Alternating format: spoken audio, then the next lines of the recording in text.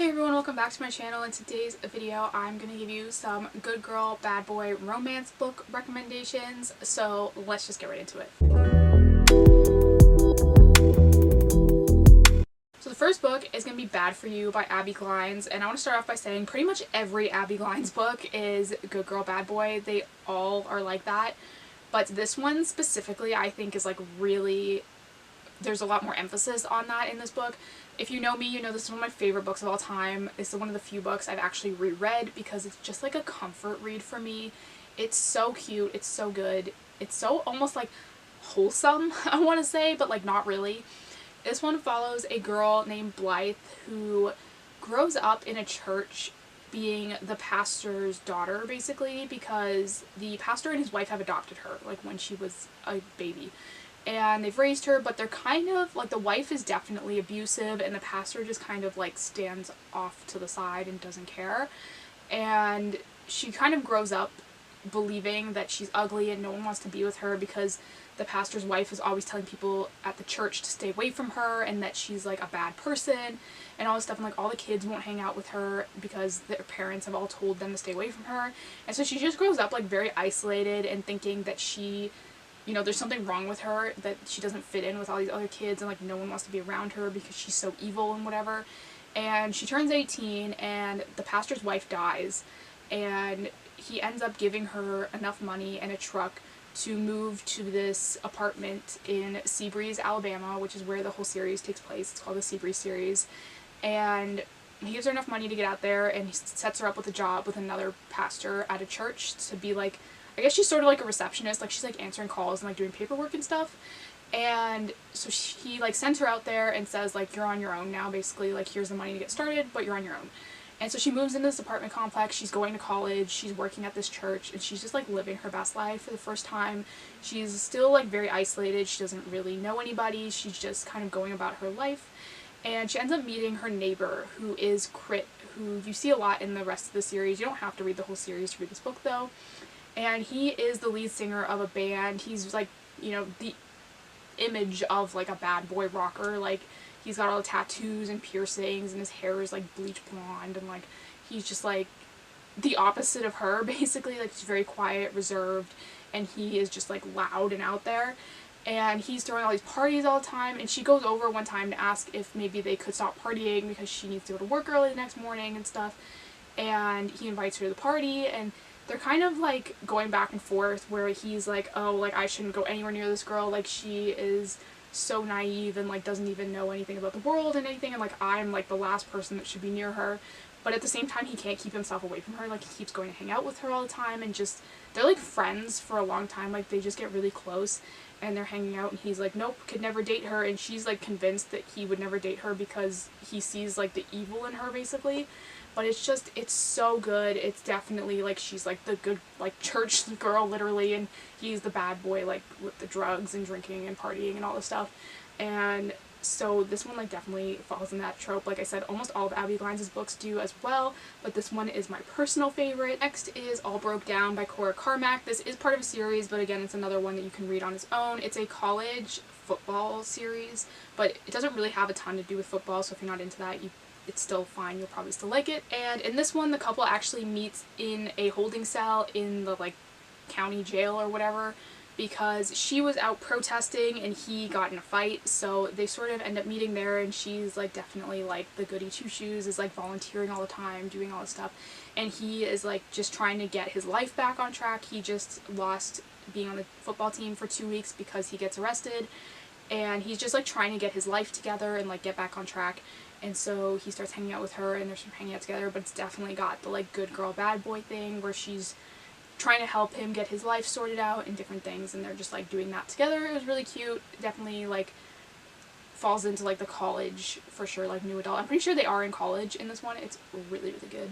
Next is Stolen Heir by Sophie Lark. This is part of the Brutal Birthright series, but you can read it on its own as well. I realize I'm saying that for every book, I'm sorry. But this one follows a guy who actually kidnaps the girl in the book, and he basically kidnaps her hoping to start a war between two families who have recently sort of joined forces because of a marriage.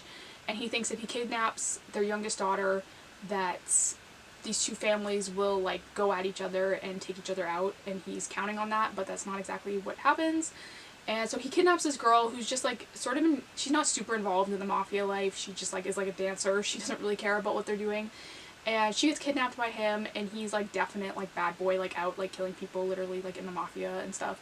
And she is just like wants to dance and like go to school and whatever, and like very like good girl bad boy for sure with this one. I really liked the evolution of this one. I think it was done really well with how he goes from like kidnapping her to falling in love with her. I thought it was really sweet, and so definitely recommend this one. Next is Hookline Singer by Tessa Bailey. This is sort of like a best friends to lovers sort of situation where Hannah comes back to this small town to film a movie that she was in this town the summer before, and she met this guy Fox, and she's back in town to film the movie, and she doesn't have a place to stay, so she ends up staying with him. So it's got sort of forced proximity as well because they are staying together.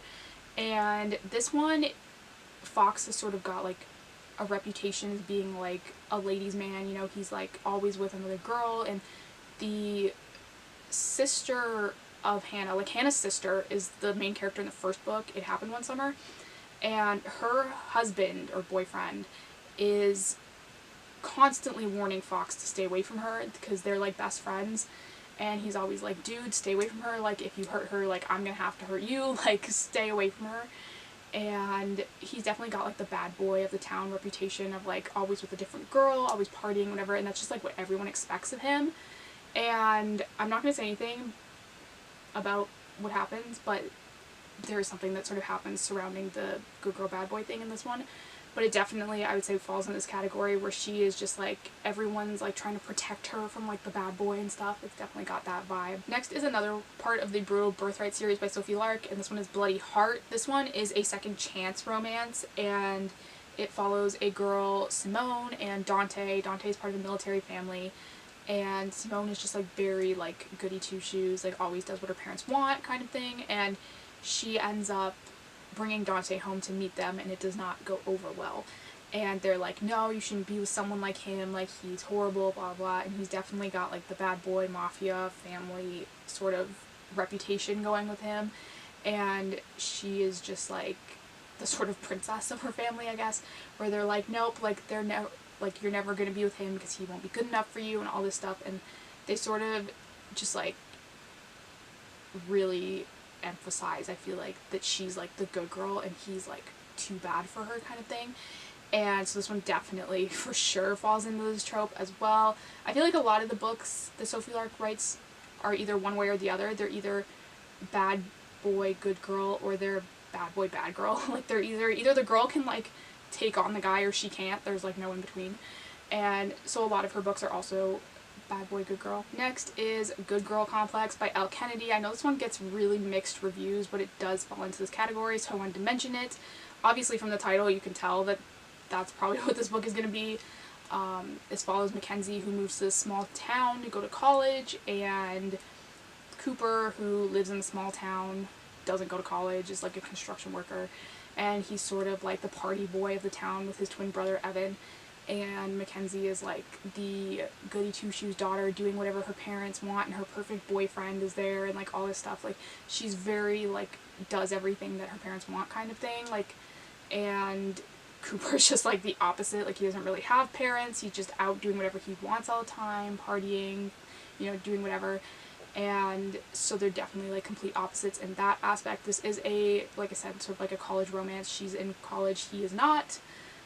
But some of it does take place sort of in a college type setting. Next is There Are No Saints by Sophie Lark. This one is a serial killer romance. It's actually a duet, so I would recommend reading both because they do go together.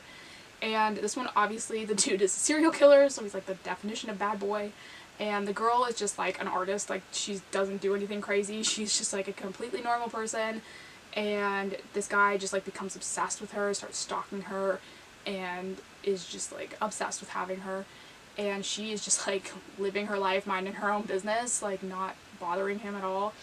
And so it sort of goes from there. This is obviously a little bit more intense, but definitely has the good girl bad boy vibes. And so those are all of my book recommendations for today. Thank you guys so much for watching. Don't forget to hit the subscribe button down below, and I will see you next time.